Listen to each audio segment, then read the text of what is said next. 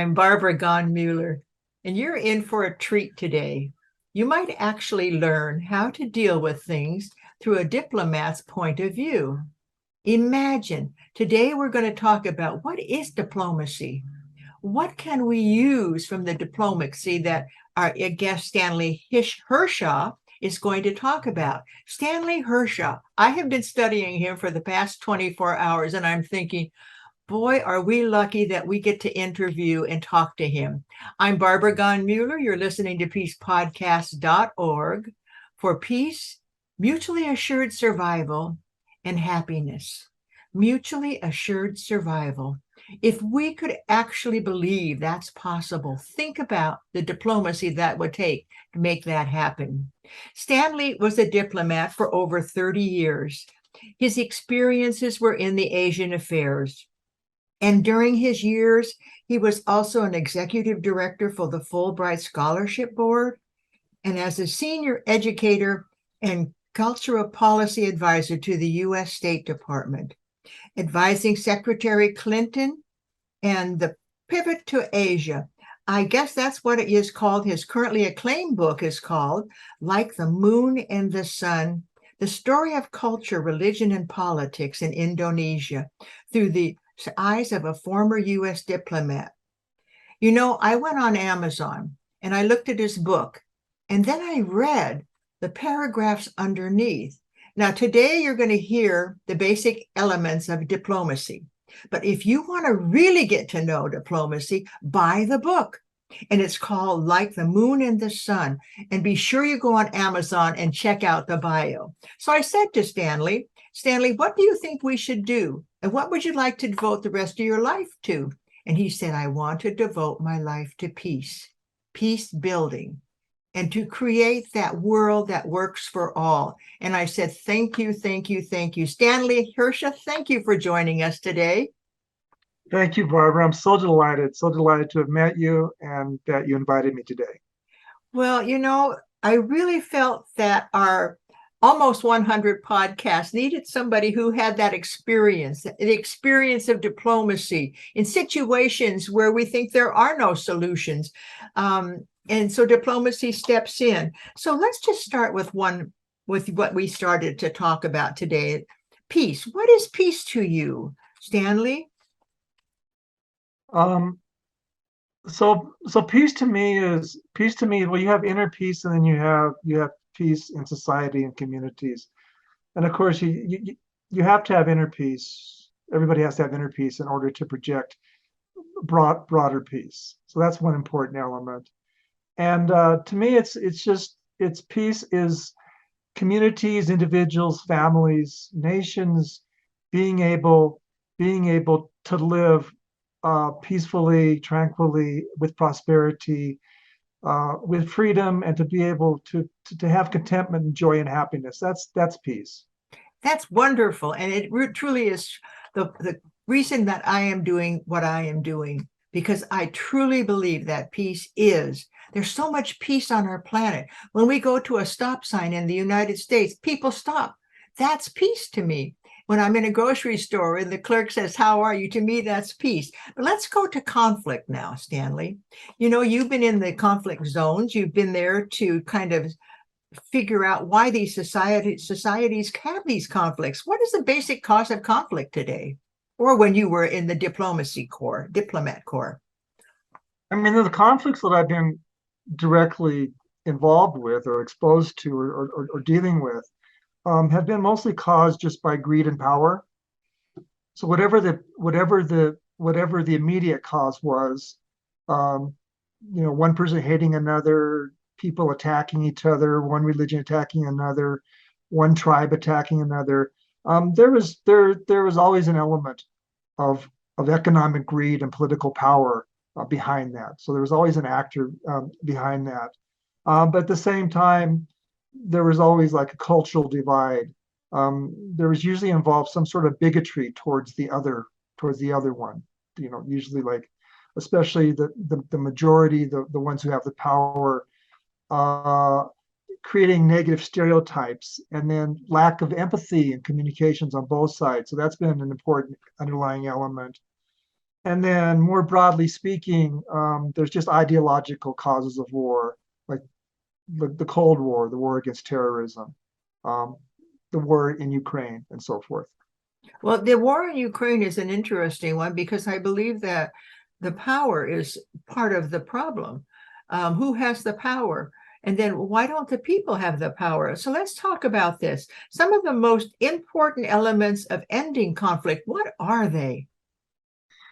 Um, okay, well, I mean, one element that is oftentimes neglected, and I think United Nations is actually good sometimes in involving the communities, but you can never forget to involve people at the grassroots level. Okay, ultimately, they're the ones who are going to decide whether they want to have peace or not. And too often, governments and organizations have this plan to bring about peace, but they don't involve the grassroots level. Of course, there always have to be a will for peace. So whether it was in Colombia or El Salvador or where I'm familiar with in Indonesia, the conflict in Aceh, peace did not come until both sides were sick of war and you had a will for that. Um, Sometimes it involves certain key individuals struggling hard for peace because they just have an internal desire for peace and they have an empathy for the enemy. Um, and usually the peacemakers really have to make tremendous sacrifices. And before peace is achieved, a lot of the peacemakers will pay the ultimate price before they can achieve that. I'll always say that for future peace, it's really, really important to educate youth because that pays off for generations to come. And then it's really, really important, whatever you can do to empower women politically, economically, that is a tremendous tool for peace because women typically are much more interested in having a peaceful and prosperous life for their families and for their communities. So sort of developmental assistance that alleviates climate problems, climate change, provides health for the people, societal problems, but particularly that targets women. I think those are some elements to preventing conflict. Boy, could I give you a earful. You know, when you started talking about women, I went to a community in India, and the men were all warring and shooting each other. So guess what was left? The beautiful women. They had women as police chiefs. They had women as the mayor. They had women on the city council. They had the women's market, and the men were all dead because they were fighting. Isn't that stupid? But anyway, what was wonderful was to see the peace in that community now that the men had shot each other over territory, over lots, over food, over simple things that could have been taken care of by diplomacy. I'm sure you have tales to tell also. And we were talking earlier about when you travel, you get to see the results. But I have to agree with you on two things. It's the women and the children who need to have the power and the education in order to become the diplomats of the future. Yeah, absolutely. Absolutely. And I can give you some examples if that's okay. Oh, absolutely. I haven't had a chance to give examples. And so I chose 3 examples because we don't have much time. And 2 of them take place in Indonesia because that's where I've spent my time. And one of them takes place in Burkina Faso. I'll go to Burkina Faso first. There's an absolutely wonderful, one of the most wonderful, talented, and empathetic diplomats, and we have in the Foreign Service, Tuli Mushingi. He was born in the Congo, and he went to Georgetown. He went to Harvard. He became one of our brightest diplomats. And every place he went to Africa, he brought peace. And so in Burkina Faso, around 2014, 2015, the first thing people noticed was that Tuli was everywhere. He was out with the farmers. He was talking to the youth. He learned local dialects. He communicated. He was full of empathy. One journalist described him as having regarded almost as a saint. And he was truly a warm person. And he used that diplomacy to prevent war, to prevent conflict there. When the president had reached the end of their second term and wanted to stay on for a third term, Tuli publicly condemned that. That created demonstrations in the street that grew and grew and grew until he decided to step down. And if I'm not mistaken, Thule was waiting outside his home and calling him on the phone to give him the final nudge to not continue. He did the same thing when there was a coup d'état. He publicly condemned it, and that led to the coup failing. And so that's just a tremendous thing. And that I tried to look up the story of Thule Mashingi, and it's not written very much. So there's all these wonderful stories that you're not going to read about because what diplomats do is usually not publicized unless it's ending a war in the Balkans or something. And then I want to give an example from Indonesia, which is I was there during a time when in the Moluccas, the fabled Spice Islands in Indonesia, they had a sectarian religious conflict between Christians and Muslims. And they're about equally divided, the populations. And it all started with a dispute between a bus driver and two passengers.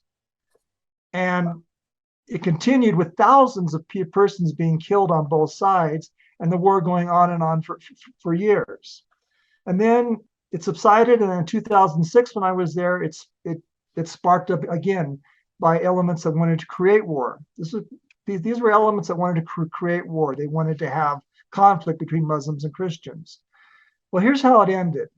It ended when a Christian clergy and a Muslim imam got together, and they talked to each other, and they talked to each other's congregations, and they worked together, and they brought in other clergy and imams in society. And I think it's miraculously that effort by just a few clergy ended this conflict permanently. And when in 2011, when something happened and it almost conflagrated again, Muslims went to Christian homes and vice versa, and they were able to quell this from inflaming again. And this is a conflict that goes back to like the 1670s, when the Portuguese and the Dutch first started converting the Moluccans to Christianity, and there started to be religious conflict at that point.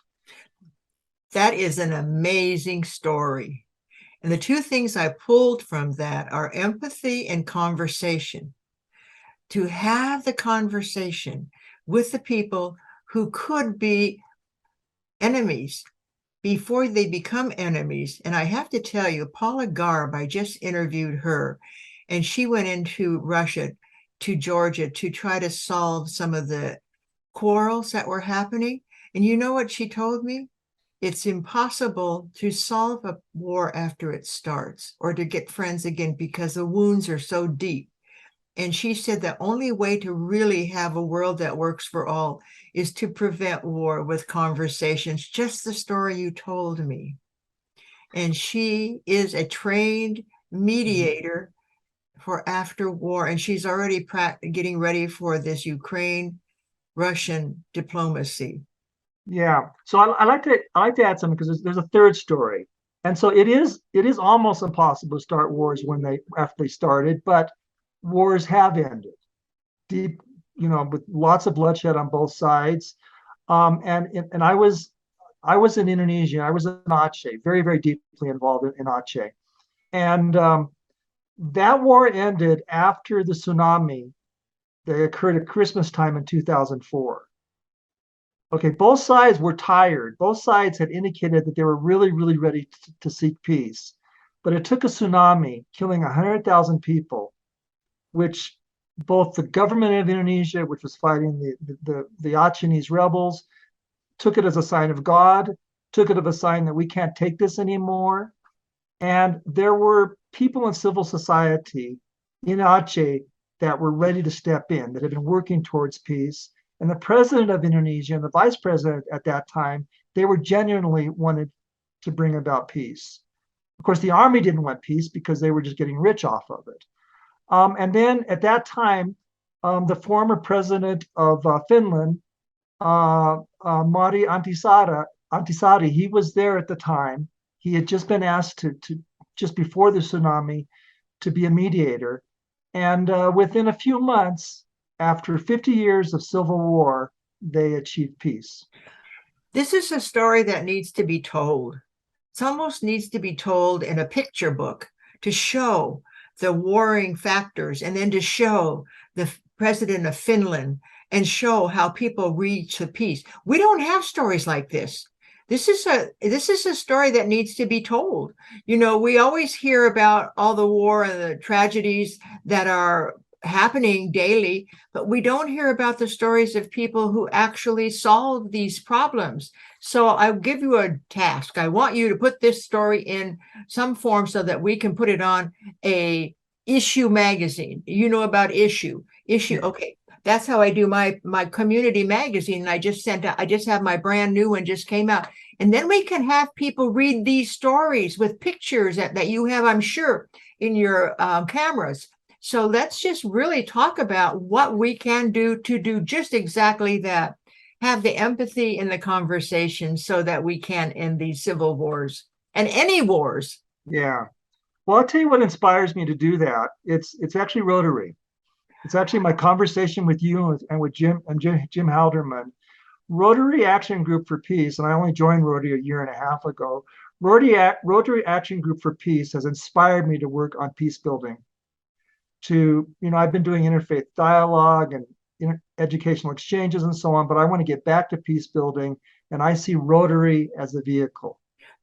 What a beautiful thing to say. As you know, I'm chair of the Rotary Action Group for Peace, and I'm going to have you be one of our speakers for sure for the Rotary Action Group for Peace, because you got inspired by Rotary to continue or to inform them about the action you can take for peace, correct?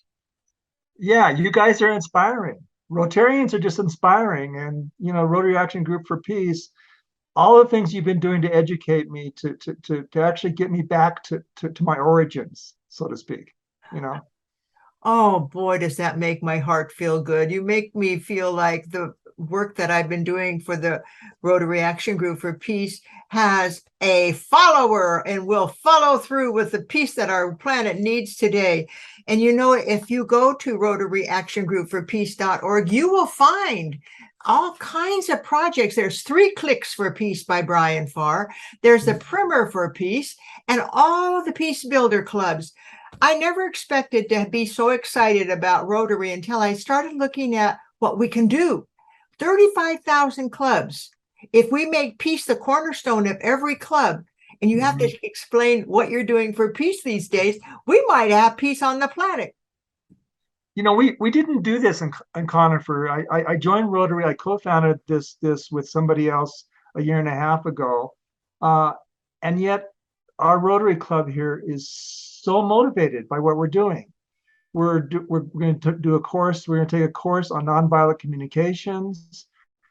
We built a peace park, and we're helping Ukrainian and other refugees. And everybody's just so inspired, and they really didn't.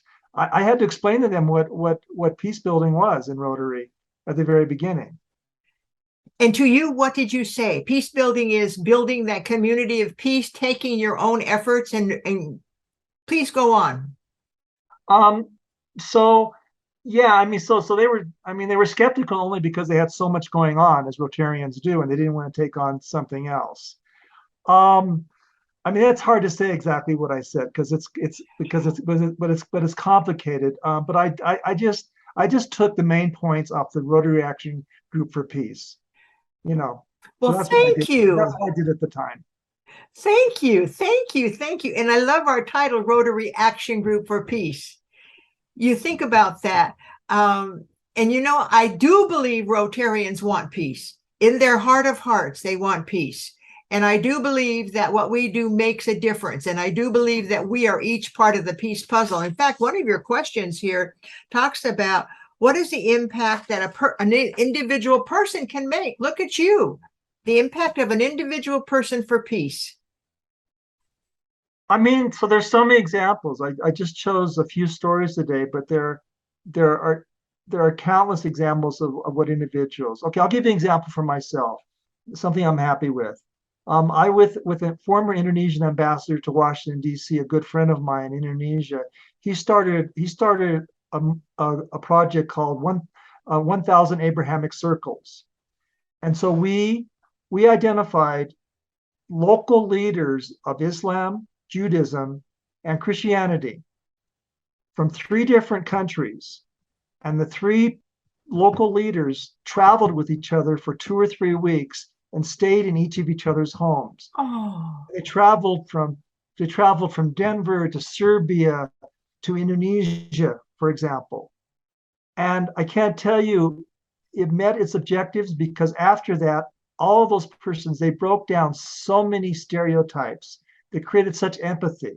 And even if they were sort of like tolerant and open-minded to begin with, they didn't realize how much they had to learn about each other's religions and societies. And now they're out proselytizing for tolerance and understanding of the other religions right now. tolerance and understanding. Yeah. You make my heart so proud of you. Like the moon and like the sun, a story of culture, religion, and politics. This is the book you wrote. And in that book, I am sure we are going to find out the clues to what makes peace on the planet. Am I correct? No, but it does. I don't know. No, but it is kind of a semi-personal memoir. It talks about my experience and time in Indonesia. It's very personal, and then it compares important issues of human rights, religious pluralism, and so forth between Indonesia and the United States. So That's fantastic. it's a way that the two societies can better understand each other and find some common values. See, well, you did tell me that when you find common values and you honor the human rights that Eleanor Roosevelt put together in 1947 and allow our countries to understand that human rights cannot be violated, that we have these human rights and it's time that we honor them. So I'm going to thank you, Stanley. And I always have at the end of our podcast, what would you like the world to know about you, or what would you like the world to be? Well, I mean, so I like the world to understand, particularly those people those of you who are looking to build peace, that the world is making so much progress. And you go back to like the UN Declaration on Human Rights and Eleanor Roosevelt, what that meant, and the relative peace that we've had. And so there's so much war and conflict. I recognize that. I recognize the United States has caused so much. But what I like to say is that I am hopeful that through understanding and through diplomacy, that we can make the world more peaceful, and that we should all dedicate ourselves to that, because if not, the world would be so much worse. I want to thank you, Stanley Harsha, for saying that the world can become peace through diplomacy and through individual actions, because I find that is the case. Every time I make a talk, I have a talk called The Path to Peace, and people who listen to it say, I get it now, I get it. And you know what Maya Angelou said? The words are great on paper, but it's the human voice that creates peace on our planet. And your voice today and your experience have shown that it's possible to have peace on our planet. I thank you for being here. I'm Barbara Gonmuller. As I said in the very beginning, thank you. It's peacepodcast.org. And now when you're in your car and you're in the middle of traffic, you can put on Spotify. You don't even have to listen to the whole program. Just listen to the parts that excite you. Go to Spotify when you're in your car, put it on your iPhone and pay attention that peace is possible. Now, you might want to have a conversation with a friend and invite them to watch Stanley Harsha, because Stanley Harsha has the wisdom of all his 30 years of diplomacy. I enjoyed listening to him today. Thank you again, Stanley. You really have hit the nail on the head, as they say. Thank you so much. Very inspiring. Thank you. You're so welcome. With that, I say peace be with you. And remember, peace does begin with each of us. It does begin with a conversation. If you listen carefully to Stanley today, how many times he said it's empathy and conversations. Having that empathetic and understanding heart allows you to bring peace into every situation. And if you're not sure of it, go to Revolutionary Conversations, my book. The book allows you to understand how to have a conversation, even in a conflict situation. Stop before you go forward, help, ask, risk, and explore. And with those 5 characteristics, you might be able to bring peace to your family and to your home and to your country. Thank you for joining us today. I'm Barbara Gon Mueller. I'll see you next week.